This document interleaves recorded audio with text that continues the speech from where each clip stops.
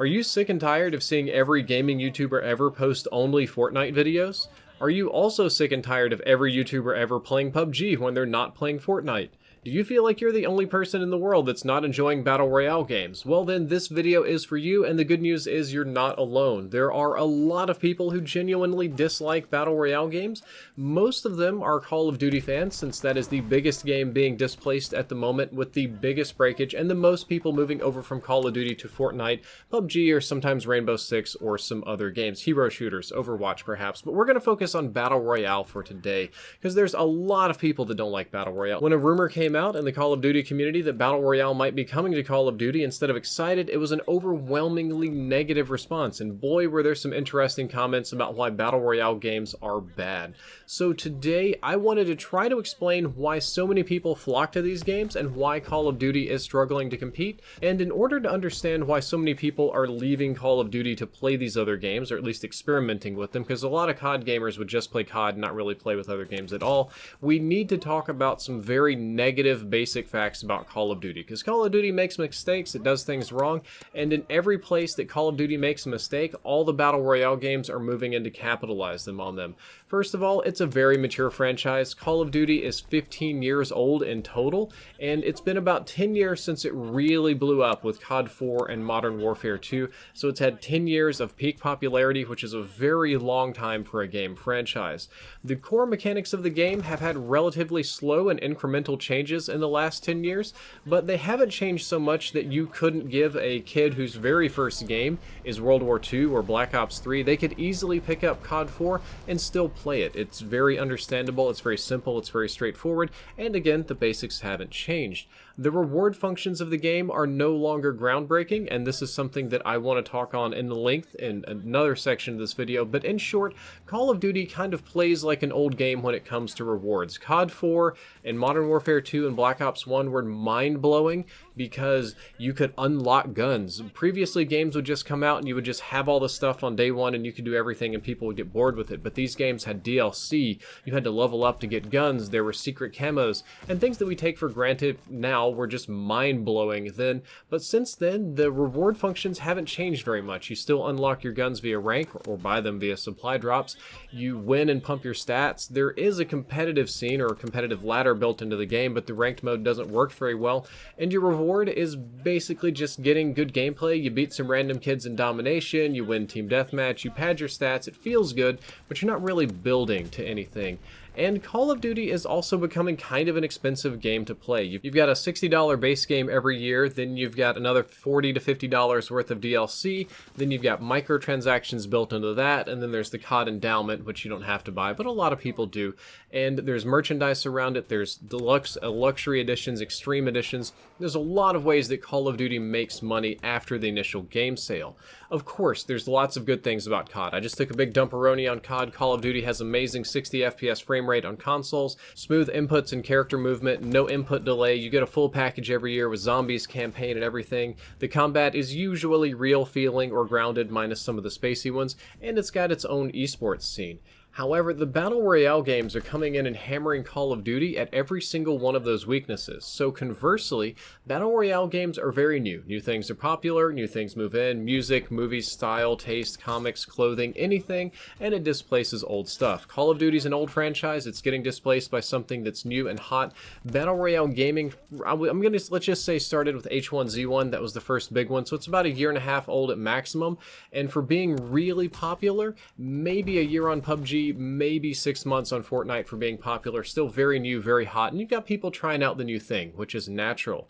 The core mechanics for these games are totally new for gamers and rapidly evolving on each one. PUBG's core mechanics aren't traditionally new in that sense. They mostly come from Arma and other really serious milsim games with bullet drops and scopes and leading and how you have to handle yourself and move through buildings and stuff, but not that many gamers played those games, so it's still new to most people that play them.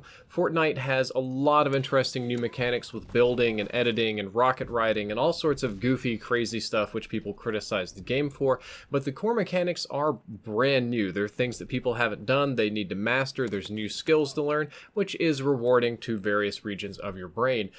Inside core mechanics, I do want to say a lot of Call of Duty fans and traditional shooter fans criticize Battle Royale games for literally having one map that you have to play over and over and over, but I don't think that's a fair criticism. Comparatively to Call of Duty, let's say Call of Duty has 10 or 12 maps. You can play a variety of game modes on those 10 or 12 maps, but they're more or less the same every time. However, the Battle Royale games, you get one map. You would think you would get bored of it, but the map is so enormous and so big, and each one has 10, 12, 15 different cities. Each city, probably bigger than your average Call of Duty map, means it's kind of like playing Call of Duty with all the maps loading in at once, and you kind of get to choose which map you want to play in every single time, minus where the safe zones push you. The reward function for these games is on an entirely different level too. Dropping in and fighting through 100 enemies to be the last man standing by any means necessary appeals to a lot of people. It can appeal to people that like to play aggressive, that go in and murder everyone to really rack up their kills and feel like a slayer. It can appeal to people that like to play tactical or stealthy, or the camp and hide, sit in a bush, wait everybody out, play smarter than everybody and just kill the last person. The camp and hide strategy gets a lot of criticism too. There's a lot of gamers that say that's not fun, and that's a fair criticism. It's not that, yeah, it's probably not fun to play that way for a lot of people, but for some people it is. They really enjoy, they kind of get off on being a stalker and watching other enemies move around and stuff. But the cool thing about Battle Royale games is that you're free to play them however you want. There's not really a wrong way to play them. You can even just build traps for people if you want to. Even in PUBG, you can just make weird little traps with vehicles and stuff. You can do them in Fortnite with actual traps. But the reward for all of this is your story of success and the relief from ever-increasing tension as the numbers dwindle down. Call of Duty, Rainbow, and a lot of the hero shooters do really have wrong ways to play. There are bad and dumb ways to play these games, but Battle Royale games are really casual with lots of paths to victory, so there's not really like a wrong way to play it, so you can kind of do whatever you want, which appeals to the casual community as well. Also, since it's casual, ranks, stats, wins, how long you live, none of that really matters. You can just screw around all day and nobody cares for the most part. Finally, Battle Royale games are inexpensive. PUBG is only $30. You get it for life. However many years PUBG is out, it's only $30. There's no PUBG 2. There's no additional maps to buy. There's no anything that you have to buy to play the game. And it does come with cosmetic loot boxes. In the case of PUBG, if you want to load yourself up on cosmetics, those loot boxes are going to be quite expensive. Fortnite is 100% free to play on all consoles. There is no loot boxes, no gambling, no anything. Only cosmetics that you buy directly for money, so you know exactly what the price is. And they do have a season pass that literally pays for itself. As you play the game and unlock new parts of the season pass, you get money back, and you always get enough money to buy the season pass for the next season. So it's kind of like getting unlimited skins for life. So you can play these games for very little, or in the case of Fortnite, free. You never need to buy DLC like Call of Duty, you never need to buy a season pass like Call of Duty, and there's no yearly titles to upgrade to like Call of Duty. You just keep playing the same game. This appeals to a lot of gamers that don't want to spend a lot of money. This is kind of where gaming is going in general, the sort of yearly model, the League of Legends model, the Overwatch model, the Rainbow Six model, where you buy one game and it's a good enough game to play for like 3 or 4 years, and you don't really have to spend money on it unless you want to. That's the way games are going now, and that's the games that I'm playing, that's the games that people get a lot of value of. Call of Duty's just not doing that, so all these games are coming in from the opposite. Interestingly though, all of Call of Duty's strengths are Battle Royale games' weakness. If you look at it, frame rates, both PUBG and Fortnite struggle with frame rates. They both struggle with input delay on consoles. They're not a full package. The campaign is not ready. There's not really a horde mode in either one of them, and even the Battle Royale modes are early access.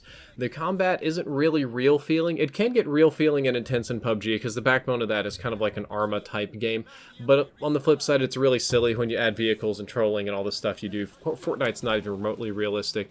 Neither one of them have a very developed pro scene or competitive thing. They're very casual games, whereas Call of Duty is getting sweatier. So everything that Call of Duty is doing good at, Battle Royale games aren't even like trying to do well. These games are almost the antithesis of Call of Duty when it comes to shooting. Like, you could go more opposite than Call of Duty if you wanted to go play Hearthstone or League of Legends or something, but when it comes to shooters, you can't get much further away than COD than a Battle Royale game, and I think that people that have played COD for 10 years, or they don't like spending all that money, or they want to try something new are very attracted to Battle Royale games, and since PUBG doesn't work very well on consoles, a lot of them are moving to Fortnite, which makes sense to me.